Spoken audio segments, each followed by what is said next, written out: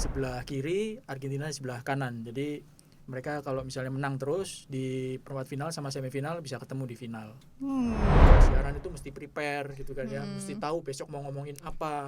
Kalau perlu tanya ke orangnya, kita besok ngomongin apa nih gitu, ada kisi-kisinya enggak gitu. Itu yang tak lakuin sampai sekarang gitu, karena pernah zong itu kan, gila orang tidur kan, bangun naik motor ke tanya gimana pertandingan semalam, lah gua tidur.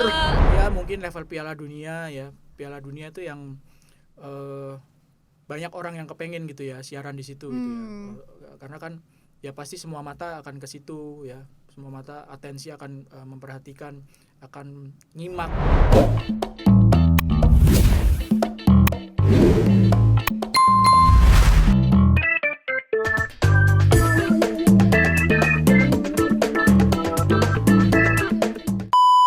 Hai, aku Afrin. Selamat datang di Titik Karir. Sudah sejauh mana perjalananmu? Nah, kalau biasanya berdua, tapi hari ini Afrin harus sendirian. Nah, biar tetap seru, kira-kira ya, di momen tahun 2026 ini orang-orang juga rame banget dan sangat antusias karena tahunnya Piala Dunia.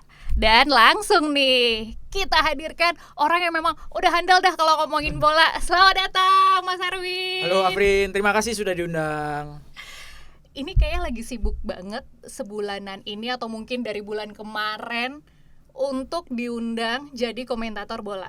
Benar? Alhamdulillah ya. Alhamdulillah Ya. Ini diselipin ya kegiatan ini Iya, jadwalnya ya. jadi sampai Cancel nih. sampai nolak orang tadi. Waduh. Mas Erwin, apa kabar Mas Erwin? Baik, alhamdulillah Afrin. Gimana ini udah berapa minggu nih ya berarti ya kita bola ya? Hampir 3 minggu. Hampir 3 minggu. Kurang berapa hari nih kalau dihitung? Kurang sekitar 10 harian 10 kali ya. harian lah ya. Kalau dari Mas Erwin sendiri nih, tahun 2026, tim favorit dari negara mana? Tim favorit nggak punya karena nggak lolos. Tim favorit saya Itali. Udah gak lolos ya? Iya, sudah 3 kali nggak lolos. Kalau Italia udah enggak nih, tapi perkiraan nih Oke. dari pantauan 2 minggu terakhir lah ya, Iya. kira-kira siapa yang masuk final? Final Prancis lawan Argentina kali. Kalau Prancis. dilihat dari yang udah main sekarang ini kan sekarang masuk ke babak perempat final waktu kita syuting ini ya. Perempat final, jadi Prancis di sebelah kiri, Argentina di sebelah kanan. Jadi mereka kalau misalnya menang terus di perempat final sama semifinal bisa ketemu di final. Begitu. Aku catat dulu ya. Ya. Siapa tahu Nggak ternyata usah, bener. ini kan direkam. Ngapain iya. dicatat? Nanti kita play lagi ya. Iya. Siapa tahu ternyata prediksinya bener gitu kan. Iya. Kalau prediksi bener kayak wah bakal melejit lagi nanti. Amin. Banyak yang ngundang nih. Amin. Ngundangnya sebagai peramal gitu teh. Tapi biasanya kalau diundang sebagai ini kira-kira menang mana, terus jadi selanjutnya nggak cocok gitu. Tebakannya jadi nggak cocok. Karena salah. Om Irwin, udah mulai tahun berapa sih? Pernah lo tapi nggak ini apa? Oh, iya, kayak serius? gitu. Iya, di TV pernah. Terus? Boleh sebut nama TV-nya? Boleh. Nusantara TV pernah Oh, oke, undang ha-ha. waktu itu tahun 2023 Piala Asia U23. Waktu itu Indonesia lawan Korea Selatan. Ditanya kira-kira berapa, gimana pertandingannya, kayak apa? Perpanjangan waktu, adu penalti, Indonesia menang. Bener. Ada di IG ku sampai kali ini. Karena detail banget gitu kan. Pernah juga di podcast di iNews ya. Prediksi Liga Champions. Siapa semifinalnya kemarin? Aku sebut Arsenal, Bayern Munchen, PSG, Liverpool. Yang meleset cuma Liverpool. Jadi adalah momen-momen seperti itu gitu. Tapi biasanya kalau diulang lagi itu meleset. Tapi aku rasa udah dipotong-potong tuh sama netizen tuh. Udah di-up-upin Enggak, tuh. aku yang motong-motong sendiri aku. Inisiatif sendiri. Bener. Netizen mana peduli kalau gitu. Om, Ya. dari tahun berapa sih sudah muncul di berbagai media nasional gitu ya buat ngomentarin pertandingan bola nih? Seingatku tuh aku pertama tuh di 2004. Sekitar 2004 atau 2003 gitu ya. Itu awalnya kok bisa? Itu tuh orang pasti bertanya-tanya tuh. Kok bisa jadi komentator bola? Sebelumnya apa nih pengalamannya sampai ke situ tuh? Cerita agak panjang nggak apa-apa ya? Nggak usah dari SD ya. Iya. Nggak, aku jarang soalnya diundang bukan untuk ngomongin bola gitu, tapi untuk ngomongin gimana seperti ini gitu ya. Jadi aku itu merasa dimudahkan jalannya, diberkahi lah sama Allah. Aku itu aslinya wartawan ya, aku nggak pernah bekerja selain menjadi wartawan olahraga. Jadi kalau mau ditarik kok bisa sih suka ini, sebelum ditanya aku jelasin ya biar enak ya. Aslinya itu aku dari kecil memang suka olahraga ya, melakukan olahraga karena belum ada gadget kan. Hiburan cuma TVRI gitu kan ya. Begitu TVRI habis siarannya nggak menarik ya ngapain terus olahraga, badminton, main bola, pingpong gitu ya. Ya pecicilan lah gitu ya, anak kecil zaman dulu pecicilan gitu. Nah terus menginjak ke SMA, ke kuliah itu nggak cuma melakukan tapi baca olahraga, baca koran, nonton ya. Baca koran itu dulu itu referensinya Kompas sama tabloid bola. Ya baca gitu kan, sampai aku kan merantau ke Jakarta kan, aku dari Surabaya. Sampai di rumahnya Pak Deku, kalau baca koran Kompas itu di rumah Pak Deku.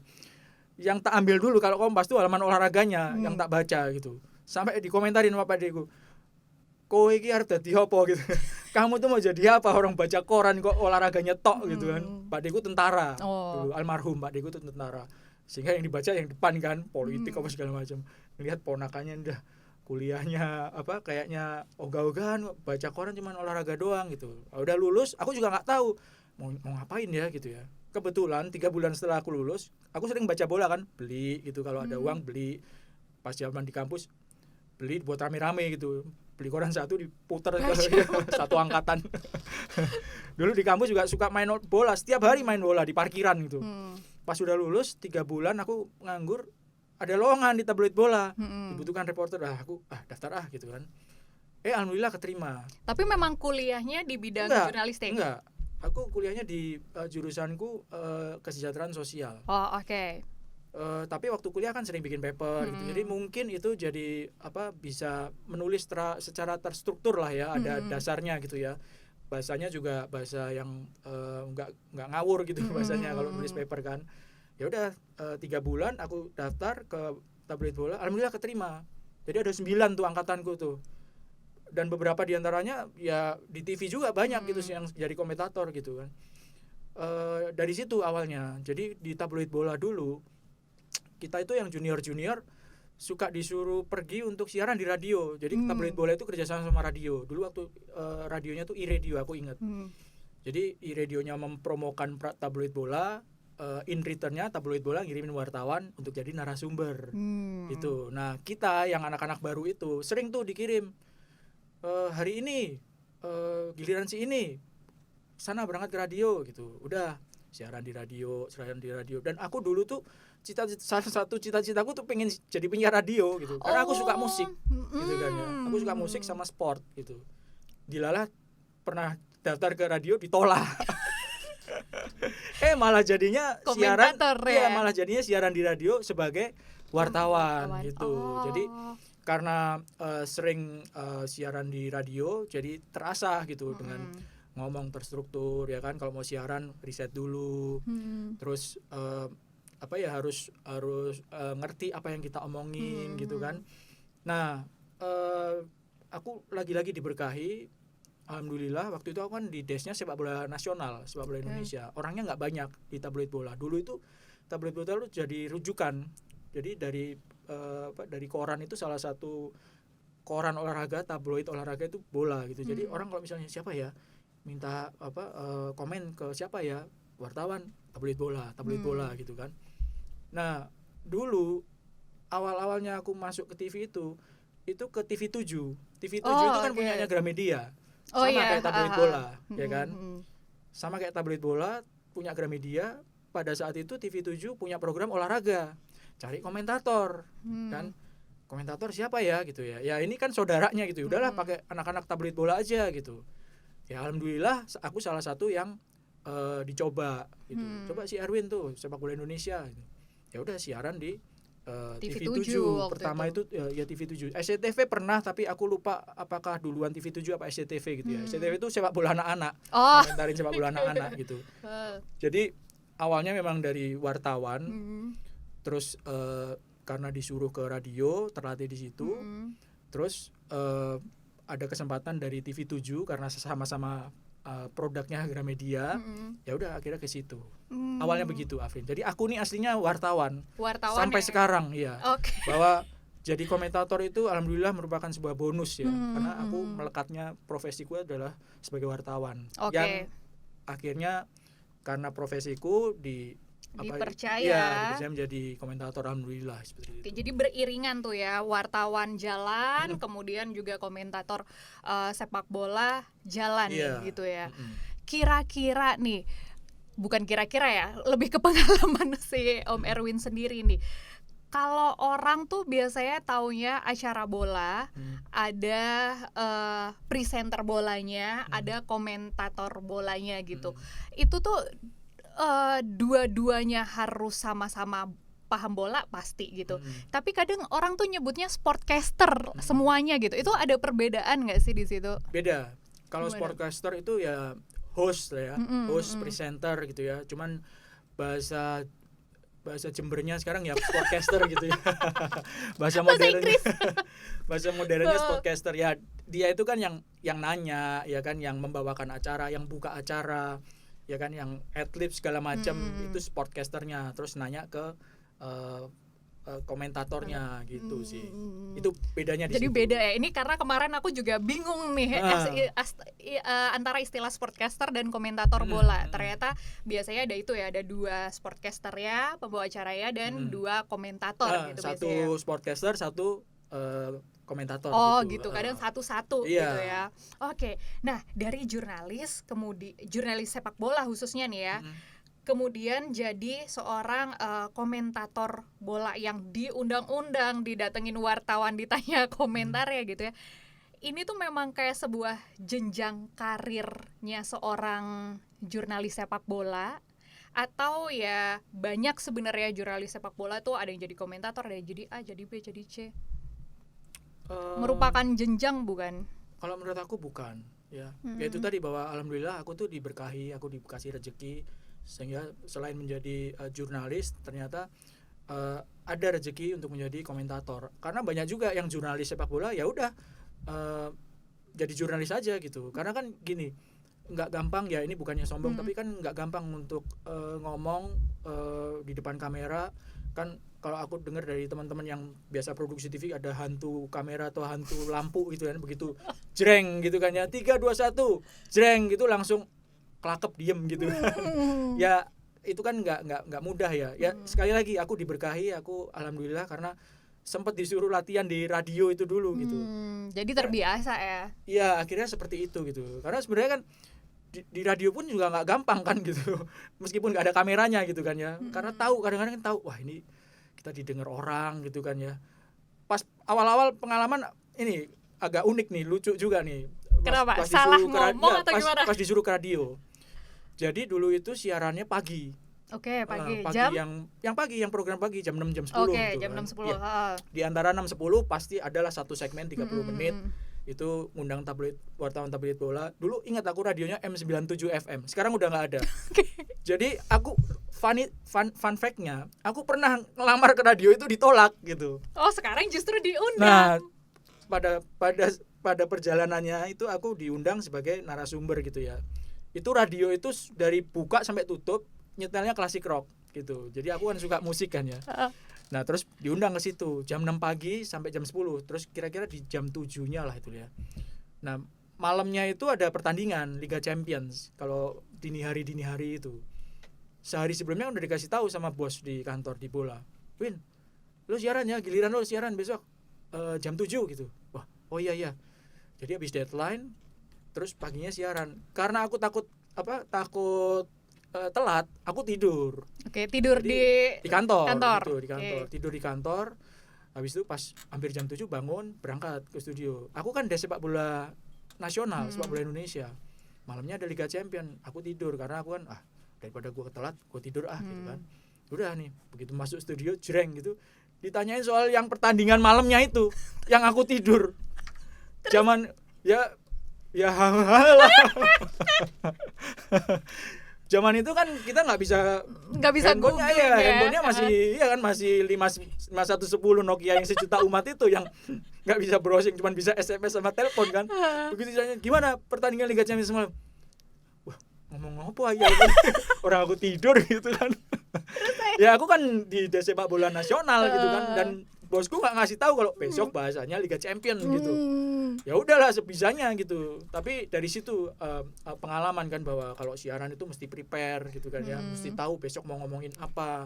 Kalau perlu tanya ke orang yang kita besok ngomongin apa nih gitu, ada kisi-kisinya enggak gitu. Itu yang tak lakuin sampai sekarang gitu. Karena pernah zong itu kan, gila orang tidur kan, bangun naik motor ke tanya gimana pertandingan semalam, lah gua tidur. Iya. Kan maksudku baik gitu supaya nggak kesiangan kan gitu. Gitu sih. Untungnya sekarang nggak pernah ya. Alhamdulillah nggak ya. Ya belajar dari pengalaman itu sih. Belajar dari pengalaman itu. Oke, tapi kalau dibilang titik puncak tertinggi seseorang yang mencintai sepak bola dan ada di dunia sepak bola kayak gini nih, sebagai komentator, sebagai jurnalis bola, itu apa sih Om sebenarnya Om? Aku orangnya tuh nggak neko-neko ya, artinya ya alhamdulillah udah bisa sampai bisa begini ya, bisa dari 2004 ya, dari 2004 itu setiap musim pasti ada aja siaran gitu kan ya. 2004 ya sampai sekarang gitu. Titik puncak aku mikir ya karena aku nggak neko-neko, ya udah bersyukur aja begini. Ataukah ya, dapat gitu. liputan bola apa mungkin yang paling mengesankan gitu? Mungkin kalau misalnya titik puncak itu adalah biasanya kalau kita bawain pertandingan final gitu ya, final Liga Champions atau final Liga Eropa atau final Piala Dunia, Piala Eropa yang turnamen-turnamen besar gitu. Itu merupakan sebuah apa ya, achievement mungkin ya gitu ya, sebagai wah alhamdulillah dipercaya untuk di pertandingan final gitu. Itu sih kalau ditanya apa titik puncaknya, tapi ya sekali lagi bahwa aku nggak menganggap sebagai wah aku harus begini gitu ya, jalanin aja alhamdulillah sih. Tapi pernah nggak sampai akhirnya karena udah lama berkecimpung di dunia sepak bola nih, sampai akhirnya ketemu pemain favorit gitu, entah di dalam negeri maupun di luar negeri gitu, udah ada nama-nama siapa nih yang pernah ditemuin nih kira-kira? Kalau dalam negeri pas lagi masih aktif meliput ya pemain-pemain timnas itu rata-rata pada kenal ya. Cuman kan setelah nggak ditugaskan ke lapangan, setelah akhirnya pernah berada di manajemen media ya kan nggak ke lapangan, jadi nggak kenalnya sama pemain-pemain yang lawas gitu ya, yang udah jadi pelatih gitu ya, yang mantan pemain gitu ya, rata-rata sih seperti itu ya. Pelatih Indonesia siapa nih yang sudah biasa kenal nih? Rahmat Darmawan, Aji Santoso kan Persebaya kan. Dulu aku sempat di Surabaya, tinggal di Surabaya. Ya kenal lah. Kenal baik lah ya, kenal baik gitu. Kalau dari pemain luar negeri, pernah nggak ketika mungkin datang ke Indonesia atau apa gitu, ada momen-momen kayak gitu?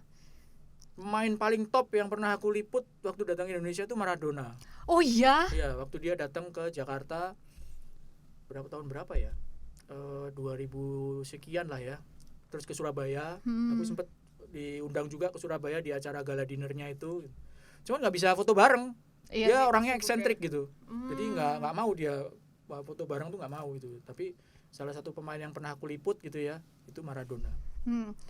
Kalau udah kita berkecimpung di dunia sepak bola seperti ini tuh, kira-kira apa sih Om yang biasanya orang tuh kalau ketemu Om Erwin langsung, pasti ini ya, pasti itu ya gitu. Pemikiran orang luar tuh biasanya apa nih kalau ketemu tetangga? Oh pasti Bapak udah ini ya, udah bisa meramalkan nih pemenangnya siapa gitu. Nggak, paling sering nggak gitu ya gitu? ada beberapa.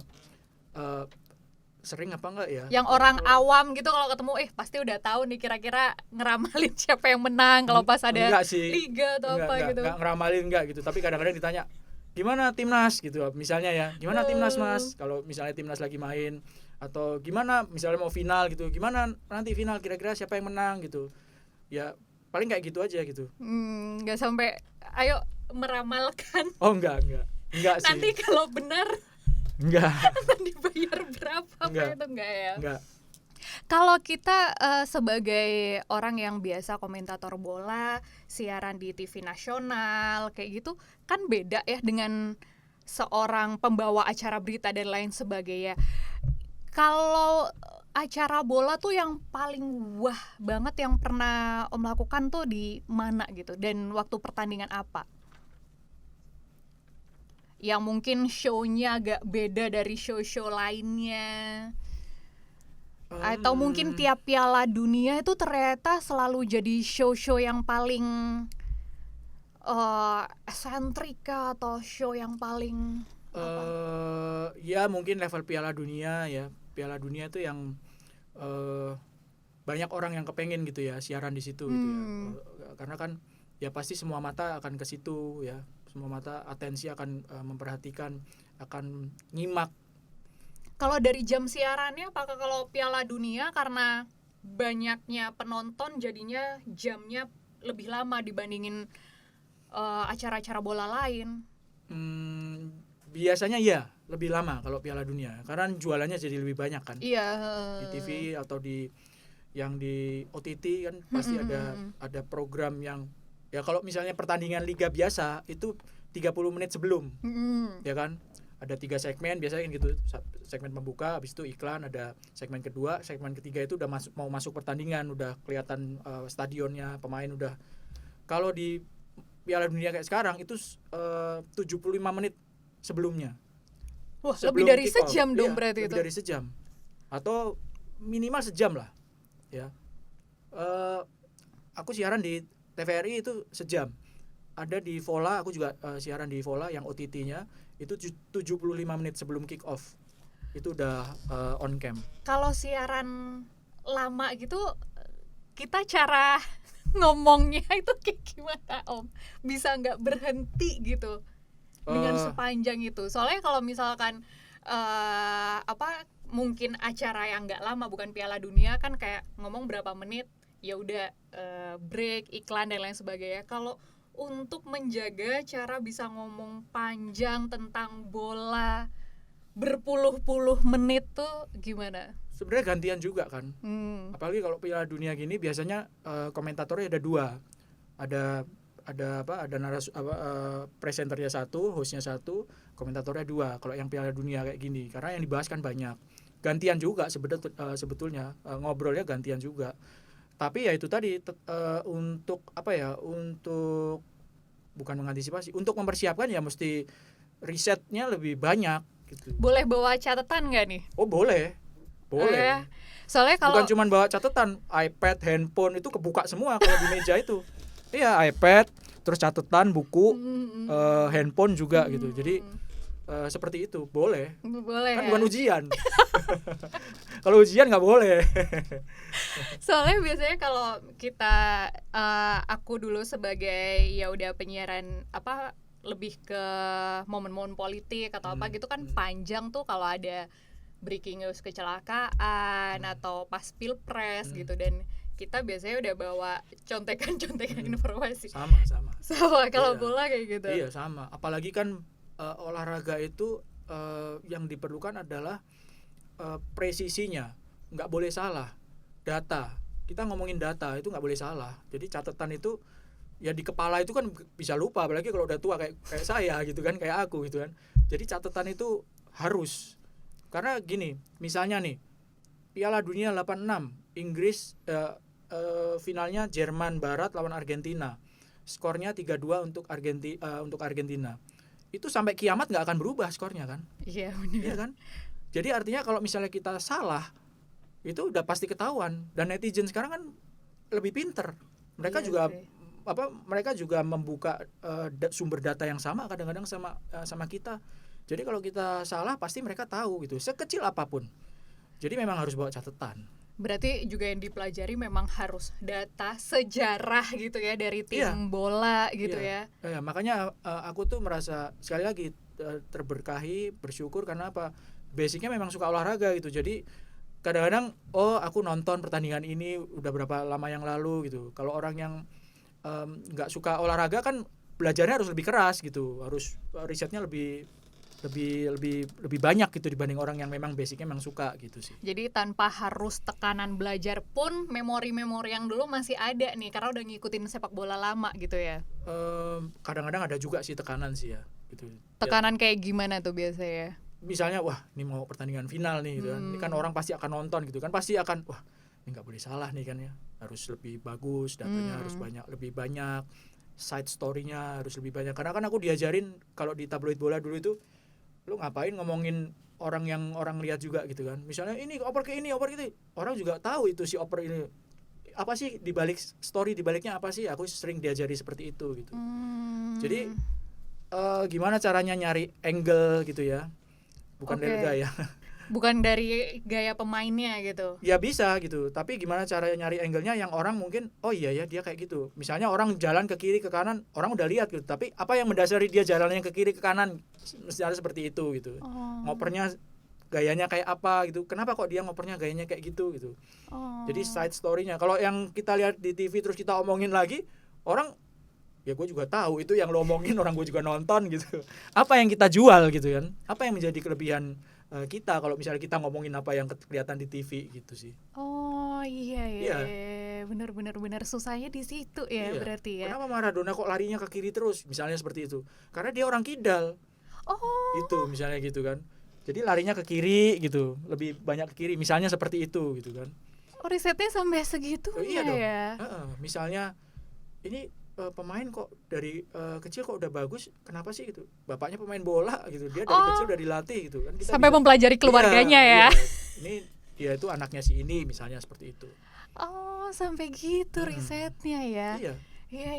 Itu yang mungkin aku nggak banyak tahu karena belum pernah kecimpung di dunia bola ya gitu ya. Meskipun dulu di dunia presenter kita ya cari tahu politisi ini siapa atau apa, tapi nggak sampai segitu dalam. Kurang lebih mungkin sama lah. Iya, cuma kalau ini lebih spesifik gayanya aja yang beda gitu. Main bola itu ya.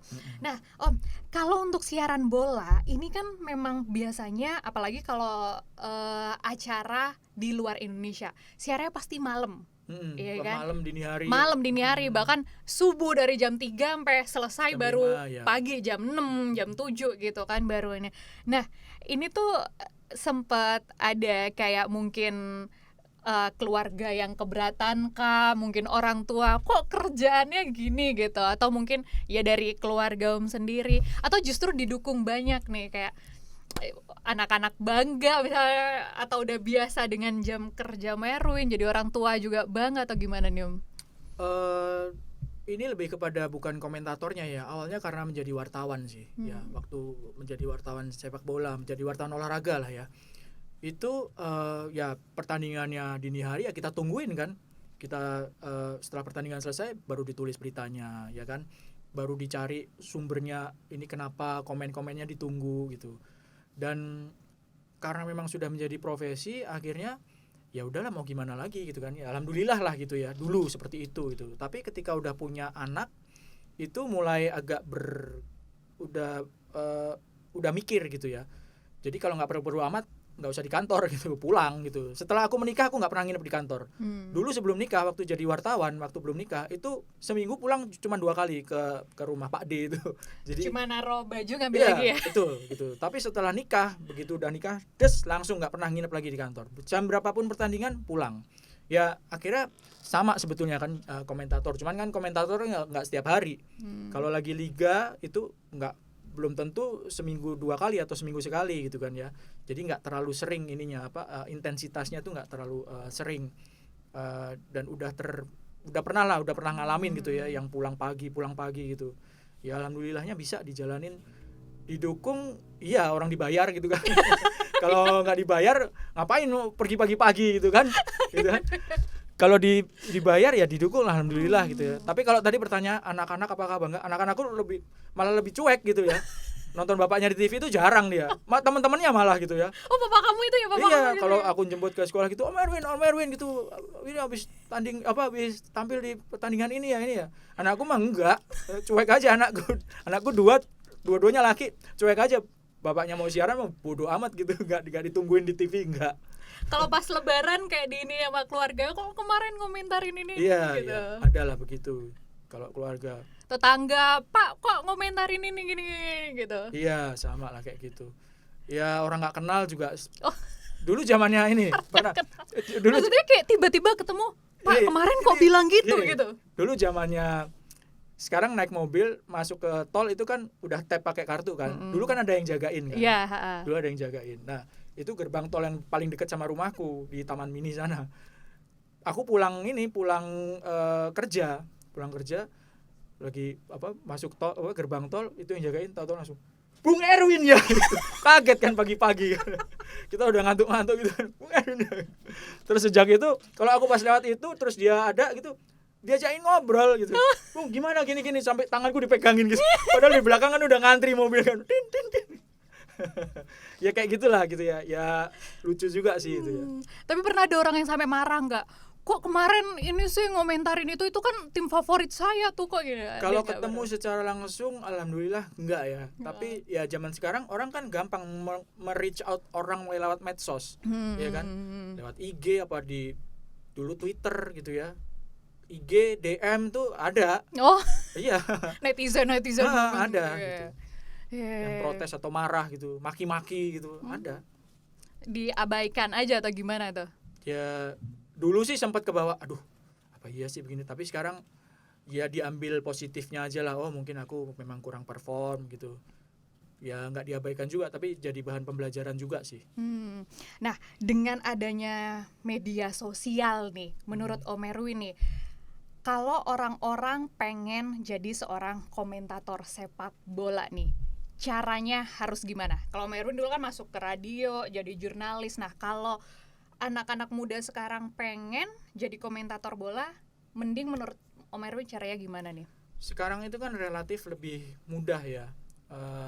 Orang bisa bikin channel sendiri, orang bisa bikin konten sendiri, orang bisa ya bikin podcast seperti ini gitu kan ya. Mau ngomongin apa aja lah, nggak cuman olahraga gitu ya. Tapi kalau untuk menjadi komentator olahraga ya memang pertama alangkah lebih baiknya kalau udah suka memang ya. Udah passion gitu, itu kan akan memudahkan. Yang kedua ya harus belajar, harus update. Itu juga yang saya lakukan sekarang selama ini gitu ya, untuk selalu update gitu ya. Dari teman-teman yang mungkin sekarang di medsos lebih mudah, mereka udah bisa punya follower banyak gitu ya. Ya aku juga belajar dari teman-teman itu. Oh apa sih yang disampaikan, apa sih yang dibahas gitu. Ya belajar, tetap update. Terus yang penting sih gini kalau menurut aku sekarang ya, karena gampang untuk bikin medsos channel sendiri itu, menurutku ada tanggung jawab yang harusnya dimiliki oleh orang yang punya channel itu gitu ya. Apalagi kalau followernya banyak, gimana mengedukasi, gimana menyampaikan sesuatu itu yang mencerahkan, nggak maki-maki orang, nggak menjelek-jelekan, nggak ngeledekin gitu. Itu sih menurut aku lebih bijak ya kalau menurut aku ya. Ya aku nggak menutup kenyataan bahwa memang kadang-kadang yang kontroversi itu yang akhirnya mendapatkan banyak engagement gitu. Orang lebih suka gitu, orang yang marah-marah, maki-maki gitu. Tapi kalau aku pribadi lebih kepada kalau followernya banyak, ditonton banyak orang, berarti tanggung jawabnya lebih besar. Sama kayak Spider-Man tuh bilang kan. Ya kan, dengan kekuatan yang kamu miliki, kayak pamannya Spider-Man yang meninggal itu kan. Kamu dengan kekuatan, semakin besar kekuatan yang kamu miliki, semakin besar tanggung jawab yang kamu pikul gitu. Ya kan, semakin besar follower, ya semakin besar tanggung jawab aku misalnya ya. Ya followerku enggak banyak sih, followerku enggak banyak gitu. Kita cek berapa nih? Enggak banyak. Jadi gitu. Belajar, terus alangkah lebih baiknya kalau misalnya ya menyampaikan sesuatu yang mencerahkan, yang membuat adem gitu ya. Kalau misalnya ngeritik dengan bahasa yang sopan gitu, karena manusia itu kan lebih enak kalau ngelihat orang yang sopan ya, sebenarnya ya, secara human being aslinya gitu kan. Gitu. Jadi memanfaatkan media sosial itu dengan baik dan juga tanggung jawab gitu ya, dengan segala komentar-komentarnya, dengan segala apa yang diposting. Oke. Om, terakhir nih, kalau ada anak-anak muda atau anak-anak usia umur kuliah gitu ya, pengen jadi seorang komentator bola gitu, bisa ke channel Om Erwin apa aja nih? Ada YouTube mungkin, ada media sosialnya kemana? Boleh nih di Channel aku? Ha-ha. Oh, aku itu kan lagi bikin bikin media olahraga ya, namanya zonasports.id. Ada medsosnya juga sama namanya, YouTube-nya juga sama di zonasports IDN.